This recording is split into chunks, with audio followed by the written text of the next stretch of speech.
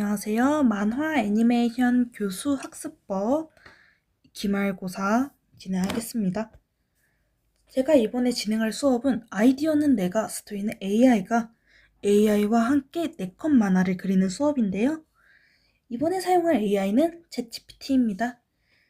먼저 저희는 챗GPT와 친해지고 그 다음으로 GPT와 함께 아이디어를 스토리로 가공하고 그 다음에 만화를 어떻게 그리는 건지 간단하게 알아본 다음에 이제 만화를 끝마무리 짓고 이제 친구들하고 시간이 된다면 돌려보면서 마무리를 지을 예정입니다.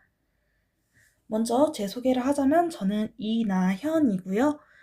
입시미술학원에서 강사로 일하고 있고 지금 백성예술대학교 만화 애니메이션 학과에서 재학 중인 학생입니다.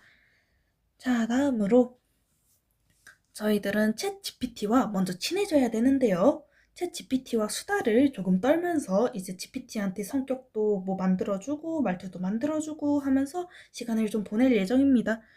먼저 챗 GPT가 뭔지 간단하게 설명드릴 건데요. 모두들 자주 쓰기도 하고 잘 알고 있겠지만 챗 GPT는 오픈 AI에서 개발한 생성형 AI입니다. 스스로 학습하고 대화를 할 수 있는 대화형 인공지능인데요.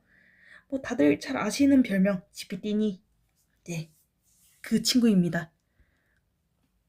자, 챗 GPT를 어떻게 학습시키냐? 첫 번째, 원하는 말투로 첫 인사 혹은 질문을 건넵니다. 챗 GPT가 대화형 인공지능, 학습형 인공지능이라고 했잖아요. 그래서 원하는 말투, 예를 들어서 반말로 인사를 하면은 똑같이 그 말투를 학습해서 반말로 이제 이 사용자가 좋아할 만한 그 말투를 예측해가지고 대답을 해줍니다. 그렇게 말투를 설정을 하고 그 다음으로 성격을 좀 바꿔줘야겠죠. 만약에 수다를 떨다 보면은 마음에 들지 않는 부분이 분명 있을 거예요. 예를 들어서 GPT가 너무 감정적이야. 그러면은 너 너무 감정적이야. 아니면 너 너무 차갑다. 이런 식으로 조금 GPT의 말투를 지적해주면은 금방 고쳐주니까요. 네, 그런 식으로 좀 학습을 해주시면 좋을 것 같습니다. 그리고 세 번째, GPT한테 어떤 정보를 원하는지 확실하게 말하는 거예요. 이게 솔직히 가장 중요한데요. 원하는 정보가 무엇인지 정확하게 말해주지 않으면 GPT는 실수를 하는 그 학습형 AI이기 때문에 실수가 정말 많아집니다. 너 이거 찾아? 아니면 이건가? 하고 이것저것 막 옮겨 다니다가 결국에는 뭔지 모르겠다고 막 포기를 해요. 진짜 포기를 하더라고. 어쨌든 그 다음으로 어떤 정보를 원하는지 정확하게 입력을 했으면은 원하는 답변이 나올 때까지 이제 질문 내용에 디테일을 추가하면서 질문을 반복을 합니다. 예를 들어서 교수학습법이 무엇인지에 대해서 알고 싶어 라고 질문을 하면은 교수학습법 같은 경우에 종류가 굉장히 많죠. 에디도 있고 뭐 이것저것 다양한 네, 학습 방법이 있는데 이제 주는 내용을 토대로 혹은 자신이 조사한 내용을 토대로 질문에 조금씩 살을 붙여가면서 계속 질문을 하면은 이 친구가 그동안 질문했던 내용을 토대로 이 친구 이거 원하고 있구나를 깨달아서 좋은 답변을 주니까요. 그런 식으로 질문해 주시면 될 것 같습니다. 다음으로 우리 GPT하고 같이 아이디어를 스토리로 가공하는 단계를 거칠 건데요. AI와 만화의 이 결합이라고 하면은 다들 AI를 가지고 그걸로 만화를 그리는 걸로 오해를 하실 수 있는데 그게 아니라 이제 저희가 아이디어가 있는데 그거를 기승전결로 나누는 걸 굉장히 어려워하거든요. 아니면은 뭐 연애랑 관련된 무슨 만화를 그려야 되는데 내가 모쏠이야. 그러면은 만화 어떻게 그려요? 연애를 해본 적이 없는데 갑자기 연애할 상대를 찾을 수도 없고, 그쵸? 그럴 때 GPT를 씁니다. GPT 하는 사람 중에는 연애한 사람 많을 거 아니에요. 그쵸? 자, GPT한테 이제 내 아이디어를 맡기고 그거를 기승전결로 정리를 해서 그걸 토대로 만화를 그리는 작업 하는 첫 번째 단계 진행하겠습니다. 첫 번째로 기승전결을 학습시킬 건데요. 우리의 목적이 4컷 만화 그리기임을 먼저 알려주세요. 이때 본인이 중학교 3학년이다 그러면 중학교 3학년이라고 먼저 정보를 알려주는 것도 굉장히 좋고요. 그 다음에 기승전결이 무엇인지 GPT한테 알려줘야 되잖아요. 근데 GPT한테 알려주기 전에 본인이 가장 먼저 이게 무엇인지 이해를 하고 있어야 알려줄 수 있겠죠? 기승전결 같은 경우는 글을 시작, 전개, 전환, 마무리 4가지 형식으로 글을 구성하는 방식인데요.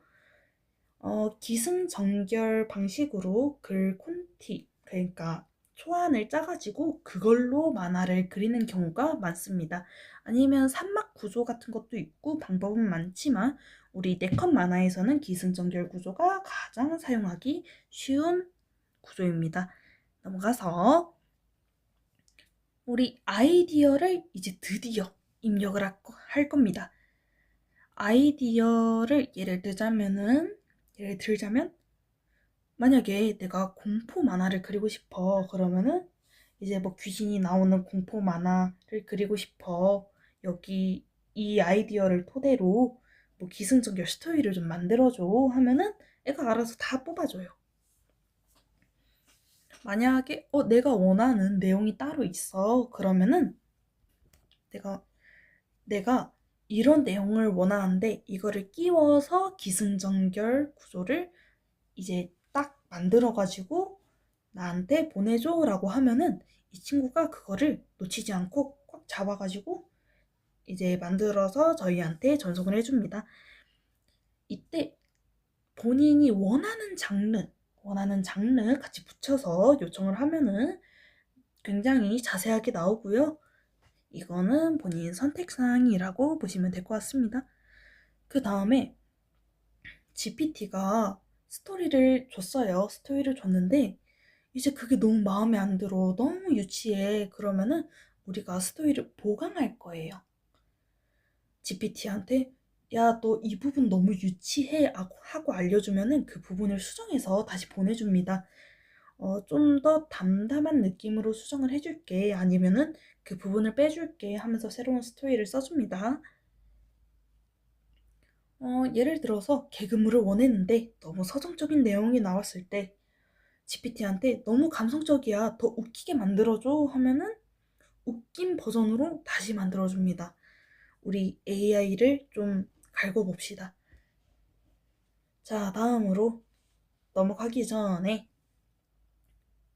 다음으로 넘어갈 것도 없이 이 단계가 끝입니다. 네, GPT를 활용하는 단계는 여기에서 끝이 났고요. 쌤이 조금 전에 나눠준 그 학습지에다가 GPT와 함께 만든 스토리를 이제 기승전결 칸이 있을 거예요. 거기에 맞춰서 작성을 해주시면 되고요.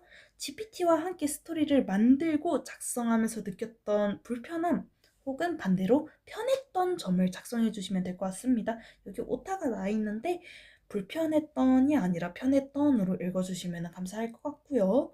그 다음에 중요한 거, 학번 이름 꼭 적어주세요. 만약에 이게 빠르게 다 작성이 됐어요. 그래가지고 저 할 거 없어요 그러면은 자습 시간입니다. 자유롭게 계세요. 하지만 다른 친구들은 수업 계속 진행해야 되니까 이제 떠들지는 마시고 본인 개인 공부하거나 그림 그리셔도 되고 아니면은 GPT 좀 더 괴롭혀도 돼요. 네, 그러면은 좀 이따 뵙겠습니다.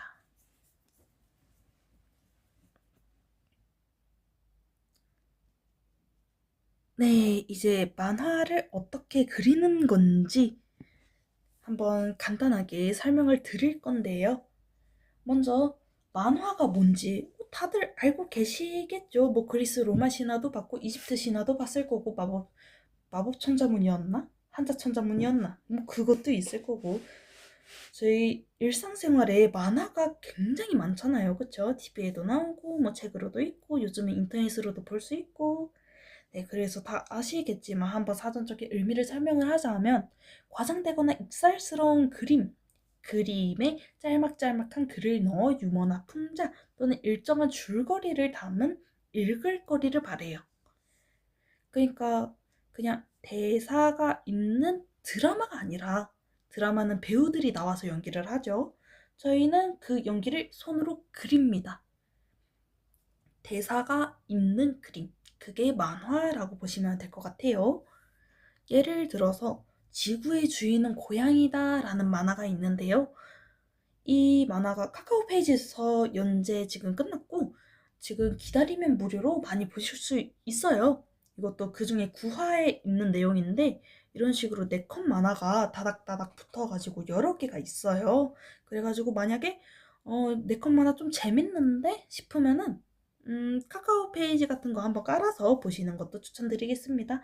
인스타툰 같은 것도 요즘에는 많이 나오고 있고요. 자, 우리 만화를 그리려면 어떻게 그리는 건지 알아야 되잖아요. 그래서 순서를 간단하게 4가지 정도로 나눠서 알려드리겠습니다. 첫 번째로 러프, 콘티라고 부르는 단계가 있어요. 스토리를 그림으로 간단히 표현하는 단계. 예를 들어서 여기에 사람을 그릴 거야 하면 그 위치에다가 사람이 아니라 쫄라맨을 그려요. 그런 식으로 좀 간단하게 위치 정도만 잡아주는 단계입니다. 그 다음으로는 콘티의 선을 다듬고 수정하는 스케치라는 단계가 있어요. 여기에서 우리 쫄라맨으로 그렸던 거에다가 살을 붙여도 되고요. 아니면은 쫄라맨 그대로 두되 선 정리, 선을 깔끔하게 정리하는 그런 단계를 이제 스케치라고 부르고요. 이때까지는 연필 혹은 샤프로 지워지는 펜으로 그리게 됩니다. 그 다음이 이제 대망의 선화. 보통 일본 출판 만화들 보면 이 선화에서 끝내는 분들도 꽤나 계세요. 근데 우리는 가능하면은 시간이 되면은 채색까지 진행하고 마무리를 할 거고요. 선화는 스케치 위에 선을 따주는 단계예요. 이 선을 딴다는 단어가 아마 만화를 안 그려본 분들께는 조금 어색할 수도 있어요. 생소할 수도 있는데 그냥 스케치 연필선 위에다가 라이너, 시그노 같은 간단히 말해서 볼펜 같은 걸로 이제 안 지워지는 펜으로 이제 연필 위에다가 선을 따라 그리고 이제 연필선을 지우는 단계예요. 그것까지 다 하고 나면은 이제 시간이 저 선화밖에 못했어요 하면은 거기에서 마무리가 될 거고요. 만약에 선화까지 다 끝냈어요. 그리고 전 시간이 남았어요 하면은 이제 연필로 채색을 하거나 흑백 채색이죠. 아니면은 색연필 아니면 사인펜 이런 식으로 여러 도구들 이용해서 채색 진행하고 끝낼 거고요. 자, 만화가 어떻게 그려지는지에 대한 설명은 이 정도에서 끝을 내겠습니다. 그 다음에 우리 만화를 그리려면은 이 네모난 칸 안에 뭐가 들어가야 되는지는 알아야 되잖아요. 먼저 샷이랑 앵글이라는 게 있어요. 첫 번째로 샷은 만화의 칸, 이 네모난 프레임 안에서 카메라의 위치하고 피사체를 비추는 거리에 따라서 결정되는 화면 구도를 뜻합니다. 예를 들어서 우리가 카메라를 눈에다가 엄청 가깝게 들이밀었어요. 그러면은 우리 클로즈업이라는 단어 알죠? 가까이 당기는 거. 네. 이 친구는 가까이 당겼는데 더 많이 당겨서 약간 눈에 홍채 같은 것도 보이고 그러잖아요. 그래서 엄청 당겼다 해가지고 익스트림 클로즈업이라고 부르고요. 그 다음에 이 옆에 있는 여성분, 이분은 우리 그냥 클로즈업이에요. 얼굴을 이제 칸 안에다 꽉 채우셨죠? 그 다음에 우리 지금 여기 사람 조그맣게 있고 그 다음에 배경이 줄을 이루는 길쭉한 사진. 이 사진 같은 경우는 자, 카메라가 뒤로 쭉 빠졌어요. 카메라가 멀어졌어요. 그래가지고 롱샷이라고 부릅니다. 자, 샷에 대한 설명은 이 정도면 충분할 것 같고요. 그 다음으로 앵글로 넘어가겠습니다. 앵글은 크게 3가지로 나뉘어요. 하이 앵글, 로우 앵글, 정면 구도. 근데 이게 어렵게 외울 필요는 없고요. 그냥 위에서 본 거, 아래에서 본 거, 그 다음에 마주 본 거, 이 정도로 이해를 해주시면 됩니다. 앵글은 피사체를 보는 시점, 우리 카메라의 구도. 그러니까 우리가 보는 방향을 말해요. 이 눈높이를 이제 만화 학원 같은 데에서는 아이레벨이라고 부르기도 하거든요. 아이레벨이나 눈높이나 단어는 똑같아요. 네, 뜻은 똑같습니다. 이 보는 눈높이가 높이 있다. 그러면은 하이 앵글이에요. 자, 옆에 있는 친구 한번 보실까요? 옆에 있는 친구가 키가 커요, 작아요? 일단 쌤은 작아요. 그러면은 쌤 눈높이 시선에서 이 친구가 아래에 있으니까 하이 앵글입니다. 위에서 아래로. 자, 그 다음에 책상 밑에 쪼그려 앉아가지고 위에 쭉 보면은 책상 아랫부분 보이잖아요? 그게 바로 아래에서 위로 본 구도 로우 앵글이라고 합니다. 자, 그 다음에 똑바로 일어서가지고 바로 눈앞에 있는 아무 물체나 보시면은 이렇게 눈이 딱 마주쳐지거나 아니면 수평으로 딱 맞을 거예요. 이제 그거를 정면 구도라고 부릅니다. 뭐 이거 들으면서 헷갈리시는 부분 있으시면은 언제든지 손 들고 질문해 주시면 되고요.